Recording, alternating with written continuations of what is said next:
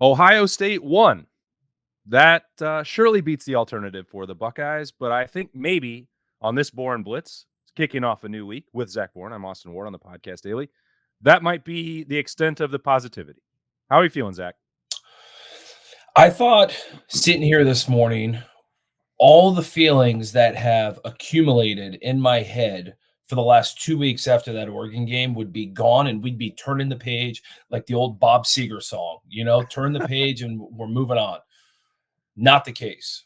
I almost feel like myself, Buckeye fans, I know you and I have talked. Um, the performance yesterday makes us almost sound the alarms even more because from the issues that occurred against Oregon, which we know have been issues for a while now, are starting to show their face. And you would think against inferior talent like Nebraska that those glaring holes or those glaring issues wouldn't show their face, but again, they did. And so now you're going on the road to Penn State. You still have an Indiana team that's riding high. And I'm not saying from a talent standpoint they're great, but confidence is a very real thing in team sports and especially college football. Like there's an aura in the locker room that you start feeling when you go on a roll, and Indiana has that.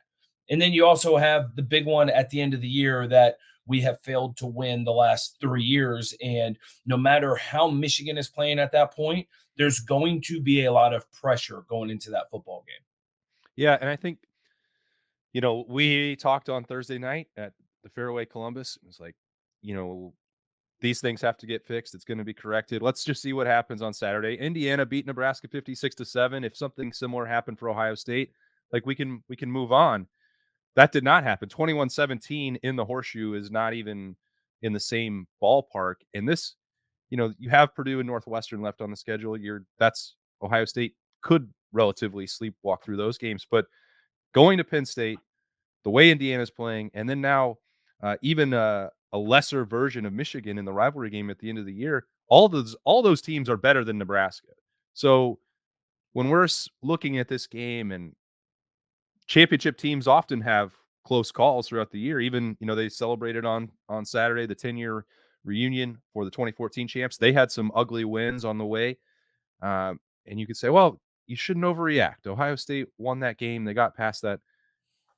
That's fine. But if we're looking forward to the the month of November, and November is for contenders, is that a version of Ohio State that could win any or all of those three games? That's, I think, where there's legitimate concerns, because coming out of Oregon, this was the point that I made. Is like, what is this going to look like? Because now the Buckeyes are different mentally and physically. They are not the same team without Josh Simmons. They are not the same team without Lathan Ransom. So do they get credit for winning a game? Of course they do. That you have to still win the game, and they did not lose it. But now we're looking ahead to Saturday in Happy Valley with a fresh batch of questions that clearly, Zach, you and I didn't think we were going to have them. No, we didn't. And I'm going to backtrack a little bit. You said all great teams, when they go on a run, have close games. And I would agree with that 100%. I'm not saying every game has to be a blowout. And I will never be that person because I've been in a locker room. I know how hard it is to blow out every single team.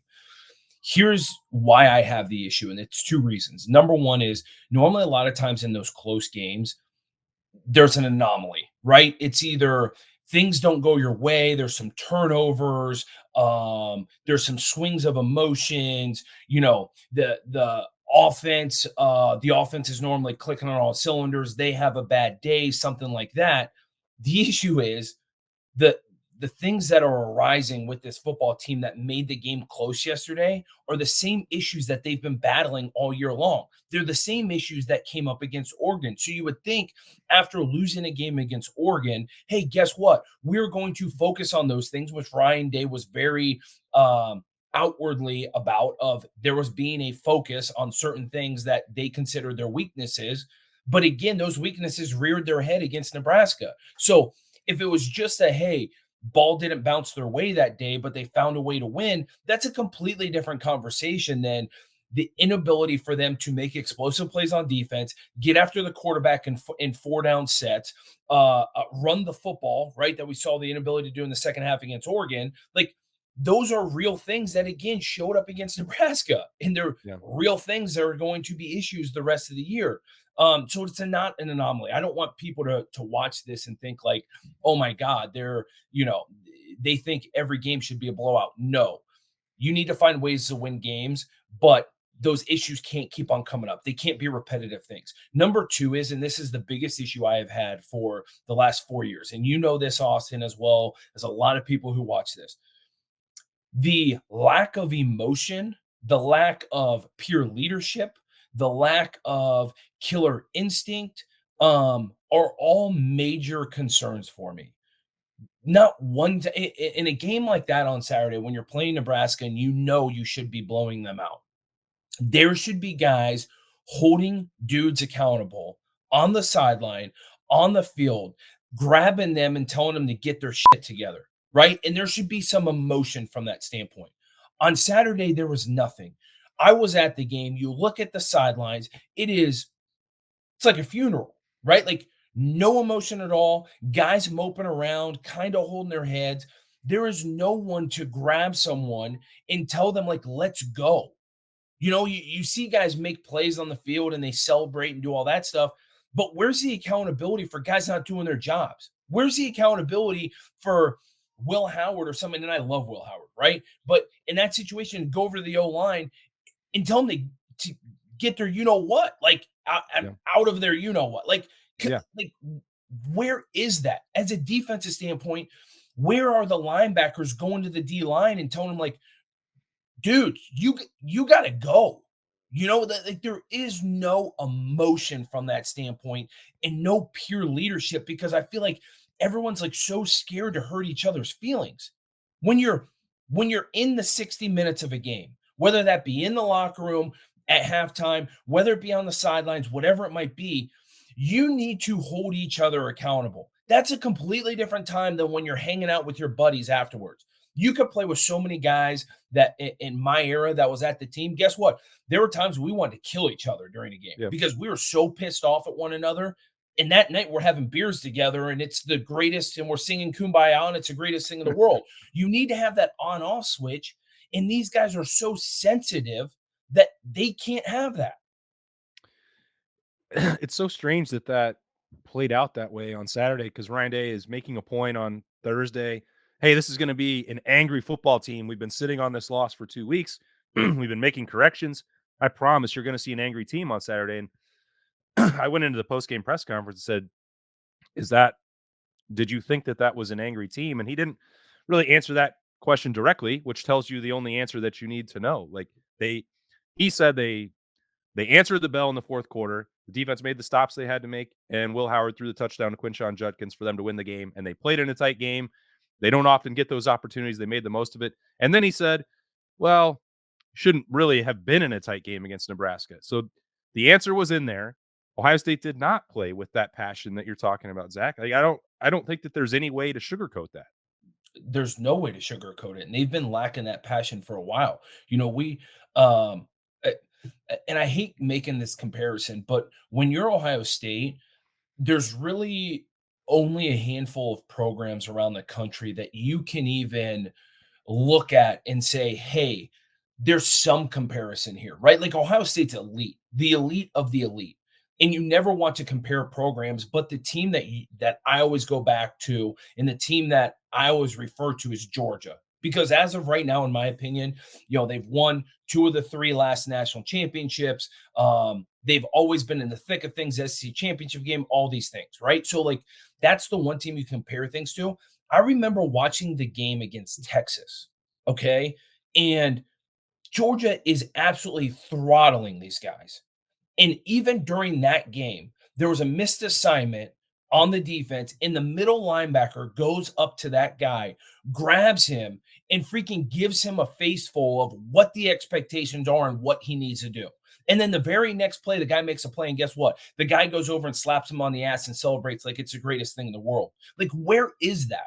And that's what frustrates me, because that's that killer instinct. That's that, hey, I've got pride in what I do. I want to wear that block O on my chest, right? And play for that. Like, I could ramble on and on about emotion, and we talked about it Thursday night about that dog mentality and all these things. And like that's what frustrates me the most because that doesn't take talent to do. That doesn't that kind of personality on a team isn't on and off, right? Like we talked about, the ball might not bounce your way sometimes. That's football, that's sports. Things might not go your way.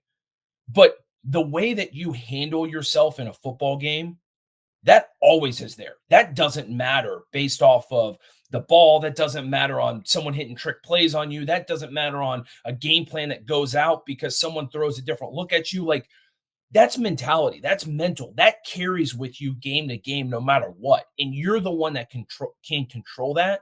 And when this team goes out and literally shows zero emotion, shows zero fight, shows all these things, especially after getting beat on national television, arguably the biggest game of the year on your schedule in the regular season, and then you just follow up with like a dud performance. And that's what frustrates me. It's not the not executing. Actually, it's not even the inability to run the football. It's not the inability to make explosive plays on defense. In my opinion, that stuff will come if you have the right mindset and you hold each other accountable and you say, "Hey, listen, let's go freaking fight our asses off." And you don't feel that within this locker room. You don't feel it within the program. I think a lot of it needs to be looked at the coaches, and I'm not talking about Ryan Day. I think there's some assistant coaches that get paid a lot of money, seven-figure assistant coaches that need to look at themselves and what kind of perception are they given their position rooms when they go out? Because guess what? If you act a certain way, your position groups and the guys who play underneath you are going to think there's a certain way to act. Yeah, and I think, I can hear some folks out there already saying, "Well, this feels like an overreaction," because on on the Bourne Blitz and on Buck IQ, Austin and Zach talk about the defensive line all the time. And they had Ohio State had 13 tackles for loss and 3 sacks.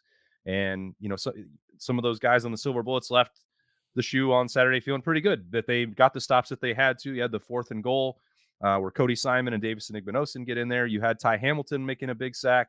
You had Tyleik Williams making a big play. It's like, didn't they meet the moment? And I would say a lot of from my opinion, analysis of the game, that huge amount of tackles for loss came from a horrible game plan from Nebraska and a ton of screens that led to, I don't know if Nebraska ran a screenplay that gained positive yards, but and kudos for Ohio State to playing that really well. They can't force Nebraska to run a different offense to test themselves and get pressure with 4 down. But I felt like, and you mentioned this earlier on, Zach, like Saturday against Nebraska didn't necessarily answer some of the same questions that we've had about that group and the defense maybe as a whole, even though the numbers look pretty good and Ohio State won the game.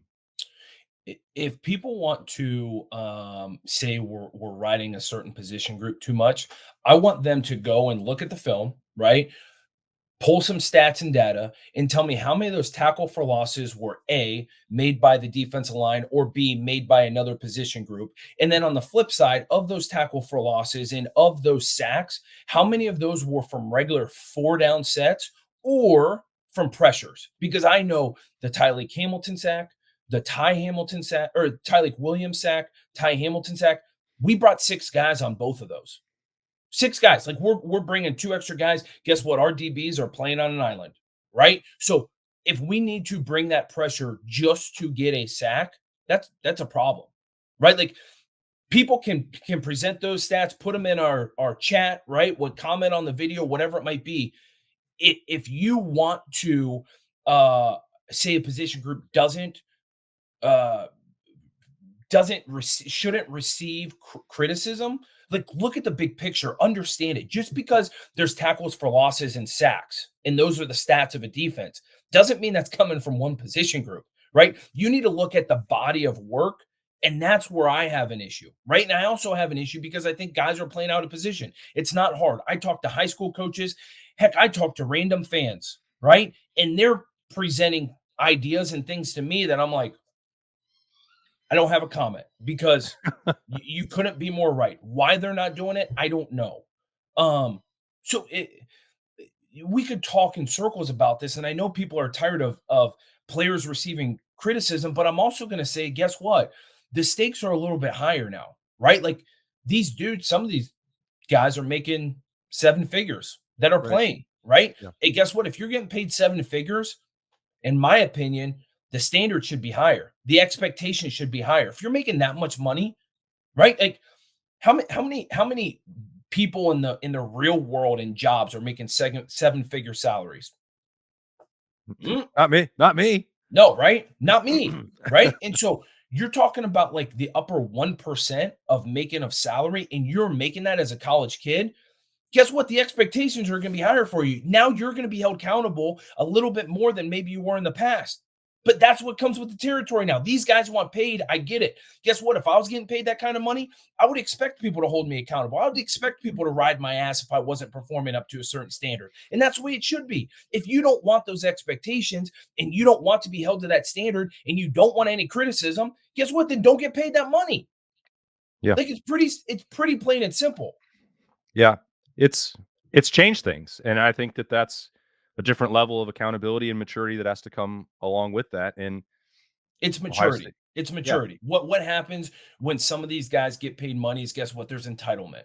And that's the biggest issue, right? Is that there becomes an entitlement that you think I'm great because everyone tells me I'm getting paid like I'm great because I know what the going rate is. So guess what? I can trot out and do what I want to do. And guess what? There better not be any teammate that comes after me and tries holding me accountable or grabs my face mask because guess what? I'm making this and I'm sure as hell better than you because I'm making that. That's not okay.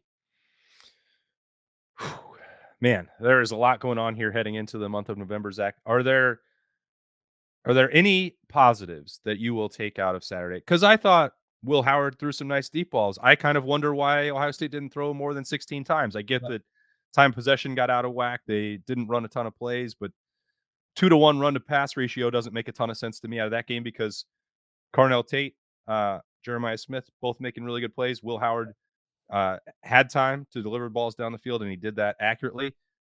16 total throws and 3 touches for Emeka Ibuka doesn't seem like enough because that's, I think, now where this Ohio State offense is at its best. Well, especially when we can't run the football, you would think we have to throw the ball more than 16 times. We talked about it on Thursday's show. This offense needs to do a complete 180. This offense needs to go to the kind of offense that we've seen under Ryan Day, where they throw the football to open up the run. It just is what it is. I'm the biggest fan. You know this, Austin. I'm the biggest fan of Quinshon Judkins, and I think Travion Henderson is a very good running back as well.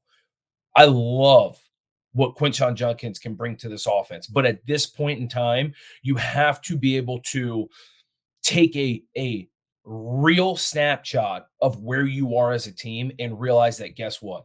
We have to throw the football before we start to run it. And only having 16 throws is not acceptable. Okay? I mean, Will Howard needs to be a 25 throw at a minimum kind of guy moving forward, especially with the weapons he has and the mismatches that these wide receivers are able to make on the outside. I agree with you. I think Will Howard played great again. I think his final line was like 13 of 16 for 230 something and 3 touchdowns. Yeah, he had one bad interception. I actually had a great seat for it because from where my seat was, he let him a little too far inside. Guess what? I get it. He had a little bit of pressure, made the throw. He would take that one back, but it wasn't a terrible throw from that standpoint. Will Howard's great. Jeremiah Smith, obviously great. Emeka Ibuka needs to touch the ball more, right? Carnell Tate, first 100-yard game on the season, great. You look at defense, I thought Caleb Downs was freaking outstanding on Saturday. I mean, the way he flew around to the football, I loved where you could tell they were playing with him a little bit more with Lathan Ransom out of the game and putting him in the box a little bit more.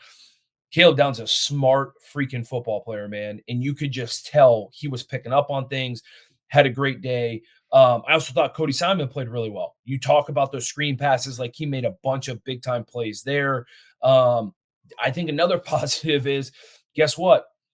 Denzel Burke got beat on the inside throw on the little slant to let Nebraska go up. The very next series, guess what? Number 10, who could be a first-round draft pick, was on the sidelines and Jermaine Matthews was in. So I liked a little bit of that accountability that Tim Walton showed there, and hey, Denzel, man, got to get your mind right, right? You knew what to expect. You're up against the goal line, didn't make the play. So I liked that a little bit. And that's just an accountability thing. And I love seeing accountability. I think programs should be built on accountability. Hell, I think life should be built on accountability, but that's another Yeah. conversation to have, right? But there were some positives. Um, just guess what? The glaring issues are continuing to be glaring issues, and there needs to be some change moving forward. Well, you dropped some names there, Zach. I think you can still get to a 3 and out with some players. The Buckeyes did win, so we'll still give them, some props, at least the guys who stood out and got them there. Who are your 3 this week? Number three's got to be Carnell Tate. Made a huge catch late there in the fourth quarter. I shouldn't say Yeah. late, but on the drive for the Mhm. Buckeyes to go up. First 100-yard game on the year. It was great to see him come on. Um, you know, he's been overshadowed by Jeremiah Smith and Emeka Egbuka, and he doesn't deserve that because he is a great player. And so great to see him come on. Number two is Will Howard, right? I think you've talked about it from a leadership standpoint, even after the game, that he might be the one guy that shows a little bit of fire within this Yeah. team. And I I think thought you were he gonna love it afterwards when he was talking about Penn State. It was like, Hey, I am, but guess what? We still that was still yeah. self-reflection of Nebraska, right? Today, guess what, Will Howard? Give me everything you got on Penn State. But yesterday was more of a accountability of how we played, right? Yeah. Now we had a night's sleep, move on to Penn State. I love it. I love how he's fired up. I'm expecting a huge game from him Saturday in Happy Valley. But Will Howard, in the way that he's still able to lead this offense and make the plays when plays are needed, you can't ask for anything more. Like I said, I think he needs to throw the football more. I think they need to kind of pull off the reins and just let him go. But number Yeah. two is him. Number one's Caleb Downs. I thought I haven't even looked at his stat line, so I don't know. I don't. But from the naked eye, watching that game, he flashed, right? Right. And that's what you want. When you have a player who flashes on the field and you're watching the game, you're like, man, he's at the ball again. Man, he made a play again. Man, he's around the football again, right? Like that, in my opinion, that's like what you want, especially from a guy on defense, right? You want a guy who's able to show up and be around the ball at all times. And that's what Caleb Downs is doing. So Caleb Downs is my number one guy. Yeah, check the box score for you. 5 tackles, 1 tackle for loss. It felt like way more than that, but Felt that's what like he way got. more. Felt Yeah. like way more, but he was just around the football all day long. And you felt his presence. Like that's what I'm saying. Like so many times in games, and a lot of times that's why I don't love watching a game on TV because I feel like so many times in a game in person, you can just feel the presence of people. And we felt it multiple times this year with Jeremiah Smith. Just like every time he touches the ball, watch out. Caleb Downs was that guy on Saturday. You could just feel his presence. I, I didn't see him from a leadership standpoint talking, but you could just tell like guys were kind of looking at him like, okay, Yeah. he's the guy. And maybe we talked about it Thursday night, right? And I've given a big spiel on leadership in this Bourne Blitz. Will Howard needs to be that guy in offense and open up and go take the freaking offensive line. Don't be scared to grab him by the face mask. Don't be scared to hold them accountable. Don't be scared to get in their ass. Caleb Downs is the same way, man. Like I know you're a true sophomore, and I know that. Oh my God, the defense. There are some veteran players on this team, right? Guys have been in this program for a long time. But you need to be the guy to step up and get people to follow you. You play hard. You play the game the right way. You play with emotion. Be that guy now that you bring everyone with you. And I think Caleb Downs like has the aura, has the personality to do it. He reminds me so much of Christian Bryant. And obviously Caleb Downs athletically, talent wise, is light years ahead of Christian Bryant. And that's no Yeah. that's no jab at my boy CB. I I love think Christian CB Bryant. would acknowledge that. Yeah. He would acknowledge it. But CB, the way he played, you felt him on the field. And everyone look at CB and that dude, it didn't matter if they were driving on us, didn't matter, whatever. One of my favorite stories, actually, and I know we're probably over. One of my favorite stories is I was playing linebackers our senior year. We were playing at Penn State. And Penn State was trying to make a comeback, and they're driving down the field. And I look around there. I don't know. They'd taken the ball well inside their own territory, and they're in the red zone. And I look back at CB, and you know what he's doing? Smiling at me because he knew just by that smile, he knew, and I knew at that point, doesn't matter what these dudes do, right? Doesn't matter what them do. We're going to smack them in the mouth right here. Like they are not getting in the end zone. He didn't need to say anything. he just all he had to do was smile, and I'm like, that's a bad dude right there. And he knows, like, hey, listen, they got this confidence, but they got no idea what's coming at them, right? And we ended up getting off the field, right? I don't even think they score points. And so that's the kind of guy that Caleb Downs can be. Really lead this defense, be the vocal leader, be the leader that plays, that shows with his play, all those things. But that's all I got for you. Well, that's a memory from at Penn State from about 12 years ago. Ohio State's got a chance to go make some on Saturday in a huge game in Happy Valley. It's do or die for the Big Ten race, and the Buckeyes are heading to Penn State in a college football playoff. I don't know if it'll be an eliminator for the playoff race, but certainly the stakes don't get much higher than this. Interesting week ahead. It was great to kick it off as always with Zach Boren, a little Boren Blitz on the podcast daily for Monday. Appreciate his time and thoughts as always. For Zach, I'm Austin. We'll talk to you later.